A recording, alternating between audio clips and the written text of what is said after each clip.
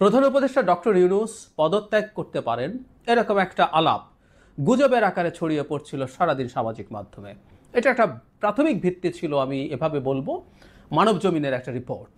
এটাকে অনেকে নাকচ করছিলেন, কেউ এটাকে সঠিক বলে মনে করছিলেন, কিন্তু শেষ পর্যন্ত জনাব নাহিদ ইসলাম এনসিপির আহ্বায়ক ডক্টর ইউনূসের সাথে দেখা করেছেন এবং তিনি স্পষ্টভাবে জানিয়েছেন ডক্টর ইউনূস পদত্যাগ করার সম্ভাবনা আছে, তিনি এমন কিছু ভাবছেনও। বিস্তারিত কথা বলতে চাই, শুরুতে একটা কথা বলে রাখা ভালো, মানে এটাকে আমরা কিভাবে দেখবো, এটা দুটোর বিষয়ের একটা, দুটোই খুব ভয়ঙ্কর। একটা হচ্ছে ডক্টর ইউনূস অতি চালাকি করছেন আইদা, অথবা তিনি যা করছেন এটা অত্যন্ত শিশুতোষ কাজ করছেন। দুটোর কোনোটাই ভালো না। কেন? এই আমার কাছে এই দুটো অপশনের বাইরে আর কিছু নাই, সেটা নিয়ে কথা বলতে চাই। তার আগে আমি জানি না আমার এই ভিডিও ডক্টর ইউনূসের কাছে পৌঁছবে কি না। সেটা যদি পৌঁছে থাকে আমি ক্ষমা চেয়ে নিচ্ছি। আমি তার প্রতি আমার ব্যক্তিগত কোনো ক্ষোভের জায়গা নেই। আমি তাকে প্রধান উপদেষ্টা হিসাবে দেখছি, তার প্রতি যে শ্রদ্ধা ছিল সেটা আছে, থাকবে। এই সরকারকে আমি এখনও ওন করি, এখনও যা বলছি আমি আমার প্রধান উপদেষ্টাকে বলছি, আমি ওন করি এই সরকারকে, এখনও ওন করি। কিন্তু আস্তে আস্তে আমি আরও টাফ ক্রিটিক্যাল হয়ে উঠছি, কারণ এই সরকার যে পথে হাঁটা দিয়েছে এবং তার নেতৃত্বে থাকা ডক্টর ইউনূস, এটা আমাদের জাতির ভবিষ্যৎকে ধ্বংস করে ফেলবে। সো আমাদেরকে কথা বলতে হবে। দীর্ঘদিন থেকে তেমন কোনো সমালোচনাই করে না, ফর মান্থস আস্তে আস্তে করতে শুরু করেছি এবং অবশ্যই খুবই সফটভাবে চেষ্টা করেছি, কিন্তু এখন আসলে আমাদের কঠোর হওয়ার সময় সম্ভবত চলে এসছে। বিবিসি বাংলা একটা রিপোর্ট করেছে, সেখানেই জনাব নাহিদ ইসলাম কথা বলেছেন। তার আগে একটা কথা বলে রাখা জরুরি, নাহিদ ইসলাম দেখা করতে পারলেন এবং তাকে তিনি বললেন, এবং নাহিদ ইসলাম এসে বিবিসি বাংলার সাথে কথা বলেছেন, তার মানে ডক্টর ইউনূস চেয়েছেন এই কথাগুলো মাঠে যাক। খুব সোজা সাপটা কথা। না চাইলে জনাব নাহিদ ইসলাম একান্তে যে বৈঠক হবে সে বৈঠকের খবর জানানোর কোনো কারণ ছিল না। উনি জানিয়েছেন, মানে ডক্টর ইউনূস তাকে ডেকে খবরটা মাঠে দিয়েছেন।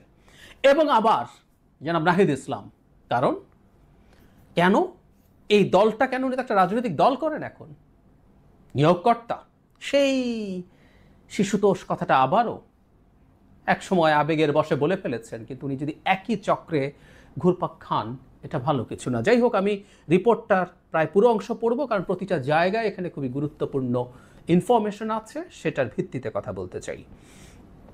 নাহিদ ইসলাম বিবিসি বাংলাকে বলছেন, দেশের চলমান পরিস্থিতি, স্যারের তো পদত্যাগের একটা খবর আমরা আজকে সকাল থেকে শুনেছি, তো ওই বিষয় নিয়ে আলোচনা করতে স্যারের সঙ্গে দেখা করতে গিয়েছিলাম এবং উনি এই ধরনের পরিস্থিতিতে কাজ নাও করতে পারেন, আলাপ করেছেন। কিভাবে, আমি এক্স্যাক্ট ভাষাটা নাহিদ ইসলামের বরাতে বলছি। বিবিসি বাংলাকে নাহিদ বলছেন, স্যার বলেছেন আমি যদি কাজ করতে না পারি, যে জায়গা থেকে তোমরা আমাকে আনছিলা একটা গণ অভ্যুত্থানের পর, দেশের পরিবর্তন, সংস্কার, কিন্তু যেই পরিস্থিতি, যেভাবে আন্দোলন বা যেভাবে আমাকে জিম্মি করা হচ্ছে, আমি তো এভাবে কাজ করতে পারবো না। তো রাজনৈতিক দলগুলো তোমরা সবাই একটা জায়গায়, কমন জায়গায় নাও পৌঁছাতে পারো। ইসলাম মানে নাহিদ ইসলাম বলছেন, প্রধান উপদেষ্টাকে পদত্যাগের মতো সিদ্ধান্ত না নিতে তিনি আহ্বান জানিয়েছেন, এটা বললেন। প্রধান উপদেষ্টাকে নাহিদ ইসলাম বলছেন, আমাদের গণ অভ্যুত্থানের আকাঙ্ক্ষা এবং জাতীয় নিরাপত্তা ও দেশের ভবিষ্যৎ সব কিছু মিলিয়ে উনি যাতে শক্ত থাকেন এবং সবগুলো দলকে নিয়ে যাতে ঐক্যের জায়গায় থাকেন, সবাই তার সাথে আশা করি কোঅপারেট করবেন। প্রধান উপদেষ্টা পদত্যাগের বিষয়টি বিবেচনা করছেন বলে জানাচ্ছেন জনাব নাহিদ ইসলাম। বিবিসি বাংলাকে তিনি বলেন, হ্যাঁ যদি কাজ করতে না পারেন থাকবেন থেকে কি লাভ। তারপর তিনি স্পষ্টভাবে বলছেন পদত্যাগের বিষয়ে ভাবছেন তিনি। উনি বলেছেন উনি এই বিষয়ে ভাবতেছেন, ওনার কাছে মনে হয়েছে পরিস্থিতি এরকম যে তিনি কাজ করতে পারবেন না। পদত্যাগের বিষয়ে তার মনোভাবের কথা হচ্ছে এরকম, এখন উনি যদি রাজনৈতিক দল তার পদত্যাগ চায়, ওই আস্থার জায়গায়, আশ্বাসের জায়গায় না পাইলে উনি থাকবেন কেন? এই হচ্ছে জনাব নাহিদ ইসলামের বক্তব্য। তিনি দেখা করার পর আবারও সেই পুরনো কথা, নাহিদ ইসলামকে ডাকছেন, তার সাথে কথা বলছেন, নিয়োগকর্তাদের, তারাই নিয়োগকর্তা। খুবই খুবই অন্যায় পদক্ষেপ। উনি যদি এই কাজ করতেন, তাত্ত্বিকভাবে বলছি, সবচেয়ে সুন্দর হতে পারতো, তিনি এই মুহূর্তে সব দলকে ডাকতে পারতেন, ডেকে তার যদি ক্ষোভ অভিমান থেকে থাকে সবাইকে বলতে পারতেন। কিন্তু এখনও সেই নিয়োগকর্তার ঘুরপাক তিনি খাচ্ছেন, এবং এটা করে করে এই স্টুডেন্টদেরকে উনি নষ্ট করেছেন। এসব বলে বলে তারা মনে করেছে তারা যে কোনো কিছু করতে পারে, and they started doing that. যাই হোক, দুটো ব্যাখ্যা, কি আসলে তিনি চাইছেন, দুটো শুরুতেই বলে দিয়েছি। আয়দা এটা একটা অতি চালাকি। অতি চালাকি কীরকম, যে তিনি এখন এক ধরনের হোস্টেজ করতে চাইছেন আমাদেরকে। এই তথ্যটা দিল, সত্যিকার অর্থেই তিনি যদি এখন পদত্যাগ করে বসেন, এটা আমাদের দেশের জন্য ভালো কিছু হবে না, খুবই খারাপ হবে। সো উনি জনাব নাহিদ ইসলামের মাধ্যমে এটা বাজারে ছাড়লেন, ছেড়ে এটা করলেন সো দ্যাট উনি যা যা চান চোখ বন্ধ করে সবাই সব কিছু মেনে নেয়। সরি, ডক্টর ইউনূস ডিজাস্টারাস সিদ্ধান্ত নিয়েছেন একটার পর একটা, একটার পর একটা। উনি দেশটাকে ন্যূনতম আমি সব কিছু মাথায় রেখে বলছি, শেখ হাসিনা দেশটাকে ধ্বংসস্তূপে পরিণত করেছে। কত ধ্বংসস্তূপে পরিণত করেছে এটা ডক্টর ইউনূসের সাথে আমি অ্যাটলিস্ট বেটার জানি। ইয়াস, উনি এখন ভেতরে গিয়ে দেখছেন, এর আগ থেকে প্রতি খুঁটিনাটির খোঁজ খবর রেখেছি। উনি একটা বিশ্ব ব্যক্তিত্ব, খুবই শ্রদ্ধেয় ব্যক্তিত্ব, উনি এইসব খোঁজ খবর দেশের এত রাখেননি। শেখ হাসিনা ওনাকে দাবড়ানো শুরু না করলে তিনি আর খুব বেশি রাখতেনও না, আমরা রেখেছি। সো এই শেখ হাসিনার এই ডিস্ট্রাক্টেড বাংলাদেশেও, তার কর্তৃক ডিস্ট্রাক্টেড বাংলাদেশেও এর চেয়ে অনেক ভালো কিছু করার সুযোগ ছিল, কিন্তু হয়নি। তার ব্যর্থতা, অথবা তার টিম তিনি ঠিকমতো কন্ট্রোল করতে পারেননি, অথবা তিনি এর পার্ট হয়েছেন। ফলে যে কথাটা বলতে চাইছি যে এই পারফরমেন্স সরিয়ে রাখি, কিন্তু তিনি এখন বলছেন যে তিনি চলে যেতে পারেন সো দ্যাট উনি যা যা করছেন ওনার সব ভুল সহ ওনাকে উনি অ্যাটলিস্ট যে টাইম ফ্রেমের কথা বলছে সেই পর্যন্ত রাখতে হবে। এভাবে হতে পারে না, কারণ ওনার ভুল আমাদের চরম সংকট তৈরি করছে আমাদের জীবনে, আমাদের রাষ্ট্রীয় নিরাপত্তায়, এবং সত্যিকার অর্থে আমাদের একটা ডেমোক্রেটিক ট্রানজিশনের আগে আমাদের সার্বভৌমত্ব নিয়ে ঝুঁকি আছে, সংকট আছে, প্রশ্ন আছে। সুতরাং ওনাকে ওই ব্ল্যাঙ্কেট চেক দেওয়া যাবে না, কিন্তু এই পদত্যাগের ব্যাপারটা বলে উনি এই ব্ল্যাঙ্ক চেকটা চাইছেন সম্ভবত। এটা অতি চালাকি যদি এটা সত্য হয়ে থাকে। আরেকটা অপশন হচ্ছে তিনি সত্যিই বিরক্ত এবং তিনি সত্যিই চলে যেতে চান, ওনারা ভাল লাগছে না তিনি যদি করতে না পারেন। মানে এটা ছেলে খেলা। আমরা যদি এই প্রশ্ন করি, আমি এখন অনেক স্মৃতি আসে, দু একটা কথা একটু যোগও করতে চাই। আগে এই ভাষায় বলিনি, আমি আবারও ক্ষমা চেয়ে ভাষাগুলো ব্যবহার করছি, কিন্তু আমি I want to speak my heart. দীর্ঘদিন এটা রেস্ট্রিক্ট করেছি। জনাব নুরুল কবিরের সাথে তিনি একটা ইন্টারভিউতে তাকে জিজ্ঞেস করেছিলেন নুরুল কবির যে আপনাদের অনেকের বিরুদ্ধে সমালোচনা আছে, তাদের ব্যাপারে পরিবর্তন বা অন্য কোনো পদক্ষেপ কী নেবেন। তখন তিনি বলছেন ওদের কি সমালোচনা করবো, আমি নিজেই তো শিখছি, আমি নিজেই তো পারি না, আমি নিজেই তো অনেক কিছু পারি না। তার ইনএফিসিয়েন্সির কথা বলছেন, এবং একটা পর্যায়ে তিনি বলছেন আমরা করছি, যেটা লেগে যায়, যেটা লাগবে না, যদি না লাগে আমাদের কপাল খারাপ। উনি আমাদের কপাল খারাপ ব্যাপার শব্দটা ব্যবহার করেছেন। একটা দেশকে নিয়ে একটা মানুষের কত ছেলে খেলার টেন্ডেন্সি এই ভাষ্যগুলো থেকে বোঝা যায়। আমরা তার সরলভাবে এই কথাগুলো বলাকে প্রশংসা করি, কিন্তু তার ভেতরে তো এই জিনিসটা আছে। তো এখনও তো ওনার হঠাৎ করে ইচ্ছা হলো, আমরা ছোটোবেলায় বলতাম না খেলমু না, উনি এখন রিজাইন করে চলে যাবেন, যেহেতু উনি যেটা করতে চেয়েছিলেন পারেননি।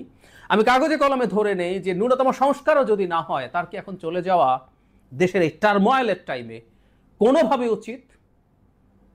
একজন ক্যাপ্টেন তার জাহাজ ফেলে চলে যেতে পারেন? আমরা টাইটানিক সিনেমাটা যখন প্রথম দেখি, তখন খুব ছোটোবেলায় দেখা, অনেক খুব ছোট না, তখন আমরা বুঝতে শিখেছি, তখন এই সিনেমাটা খুব বিখ্যাত, কিন্তু ওই তথ্যটা জানতাম না, তখন ওই সিনেমার সূত্রে আমরা জানতে পেরেছি। সেটা হলো জাহাজের captain is the last person. জাহাজ যখন ডুবতে থাকে, সবাই চলে যাওয়া সম্ভব হলে তিনি যাবেন, সর্বশেষ মানুষ। এবং ওই জাহাজের মধ্যে ক্যাপ্টেনকে সব তদারক করতে দেখি, আমরা ডুবে যেতে দেখি। আর আমাদের এমন একজন ক্যাপ্টেন আছেন, উনি জাহাজকে ঝড়ের মধ্যে ফেলে দিয়ে চলে যেতে চান। ওনার তো পৃথিবী আছে, সারা পৃথিবী বসে আছে ওনাকে রেসপেক্ট করার জন্য।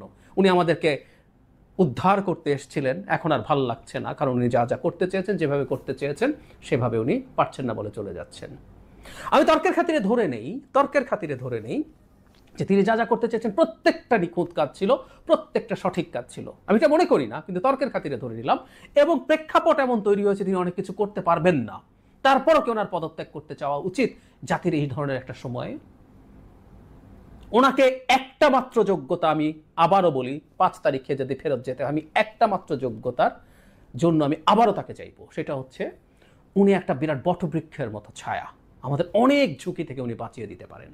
যদিও দেশের অভ্যন্তরে আমাদের সলিডারিটি ধরে রাখার ক্ষেত্রে তার শোচনীয় ব্যর্থতা আছে। উনি শেষ মুহূর্তে ওই যে নাহিদ ইসলামকে ডেকে আবার পরস্পরের মধ্যে সংঘাতের বীজ রোপণ করছেন। তিনি যে কারোতে বায়াসড, এই কথাটা বারবার বলতে চাই না। ইকোনমিক টাইমসকে তিনি এমন কথা বলেছেন তাতে বোঝা যায় তিনি ওদের শুভাকাঙ্ক্ষী শুধু নন, তাদের প্রতি তার বায়াস আছে। যাই হোক, তিনি যেটা করেছেন, এটা যখন এগুলো করতে যাচ্ছেন, ওনার উচিত ছিল সবাইকে ডেকে এগুলো নিয়ে কথা বলা, এবং সবচেয়ে জরুরি কথা যেটা বলছিলাম, কারো কথা কেউ যদি তাকে না শোনেন, তার কোনো কথাও যদি না হয়, দেশটাকে অন্তত নির্বাচন পর্যন্ত একটা জায়গায় নিয়ে নির্বাচন করিয়ে একটা নির্বাচিত সরকারের হাতে দিয়ে যাওয়া। আমরা প্রত্যেকে যখন কোনো কাজ করতে যাই, আমার কাজের পরিকল্পনা সবসময় পূর্ণ হয় না। তো ডক্টর ইউনূসের কি হয়েছে? উনি একটা দল গঠন করে বাংলাদেশের ক্ষমতা নিতে চেয়েছেন না, দল নির্বাচনের মাধ্যমে 11 সময় সাড়া পাননি তো, হয়নি তো। ওনার মতো এত বিরাট ব্যক্তিত্ব যখন নতুন মাত্র নোবেল পেয়েছেন, অনেকে মনে করেছিল সবাই খুব হুমড়ি খেয়ে পড়বে, পড়েনি তো। সো প্রত্যেকেরই চাওয়া সবসময় পূর্ণ হবে, নট নেসেসারিলি। আমি তা ক্ষোভ বুঝি, দুঃখ বুঝি, কিন্তু উনি চলে যেতে চান, এটা হতে পারে না যদি আন্তরিকভাবে, যদি কৌশলের অংশ না হয়। এটা আন্তরিকভাবে হলে এটা খুবই খুবই শিশুতোষ কাজ। আমাদের এই টার্মোয়েলের টাইমে এরকম শিশুতোষ মানসিকতার একজন মানুষকে আমরা চাই না, কোনোভাবেই মনে করি না, কোনোভাবেই চাই না। আমাদের প্রধান উপদেষ্টা এভাবে আমাদের ছেড়ে যেতে পারেন, তার সব ইচ্ছা যদি অপূর্ণও থাকে। আমরা জানি তার যাওয়ার বহু জায়গা আছে, তার করার অনেক কিছু আছে। আমি আগেও বলেছি, আমি এখনো মনে করি আমাদের এই দায়িত্ব নিয়ে তিনি রাদার আমাদেরকে উদ্ধার করেছেন। তার পাওয়ার কিছু ছিল না, আমাদেরকে উদ্ধার করেছেন, আমরা বিশ্বাস করি। কিন্তু আমাদেরকে ন্যূনতম একটা জায়গায়, সেই জায়গাটা হয়তো তার ডিজায়ার্ড না, সেই জায়গাটা হয়তো অত ভালো না যতটা ভালো হতে পারত, কিন্তু আমাদেরকে একটা জায়গায় ওনাকে রেখে যেতে হবে। তো ফলে আমি আশা করি অতি চালাকি বা শিশুতোষ কাজ কোনোটাই হবে না। ওনার যেটা এই মুহূর্তে উচিত, যে কাজটা উনি নাহিদ ইসলামকে নিয়ে করলেন, ওনার যদি দুঃখ ক্ষোভ যাই থাকে, উনি আমাদের অনেক রাজনৈতিক নেতারও পিতৃতুল্য, সিনিয়র যারা রাজনৈতিক নেতা আছে অনেকেরই, ওনাকে এই দেশ এভাবেই দেখে। সবাইকে ডাকা, সবার সামনে উনি সরাসরি কথা বলতে পারেন। আমি প্রায় বলি, আমার নিজেরই অভিজ্ঞতা আছে, আমি তার মতো কমিউনিকেটর আমার জীবনে দেখি নেই। এত সহজে, এত চমৎকারভাবে মানুষকে আপন করে নেওয়া, মানুষের সাথে সব কথা বলে ফেলতে পারা, মুহূর্তের মধ্যে অতি পরিচিতর মতো হওয়া। সো উনি কেন এই কমিউনিকেটগুলো করছিলেন? সবার সামনে, সব দলকে ডাকুক। চিন্ময়ের ঘটনার পর যেভাবে ডেকেছিল, ক্লোজড, অনেক প্রতিনিধি না, একজন করে ডাকুক, দরকার হয় টপ। সো একটা ক্লোজ ছোট গ্রুপে উনি কথা বলুক, ওনার কষ্টের কথা বলুন, দুঃখের কথা বলুন, ওনার চাওয়ার কথা বলুন, সবাইকে নিয়ে মিটমাট করানোর কথা বলুন। তিনি নাকি নাহিদকে বলছেন তোমরা ঠিক করো না। এই সময়ে একজন অভিভাবকের মতো এই কাজটা ওনাকে করতে হবে, নিজে করতে হবে, কাউকে দায়িত্ব দিয়েও না। আমি আবারও বলছি, তার মতো মোটিভেটর, তার মতো কমিউনিকেটর আমি আমার জীবনে দেখি নেই। বাস্তবে আর কোথাও আছে কি না, আমি বাস্তবে সরাসরি কথা বলছি না, বাইরেও বহু মানুষ আমি দেখেছি, আমি ওনার মতো দেখি নেই। So he is the right person to do that. উনি তাই করবেন এবং আমাদের ছেড়ে যাবেন না। এই জাহাজ যদি ডোবে, উনি সহ ডুববেন, ওনাকে সহ ডুবতে হবে।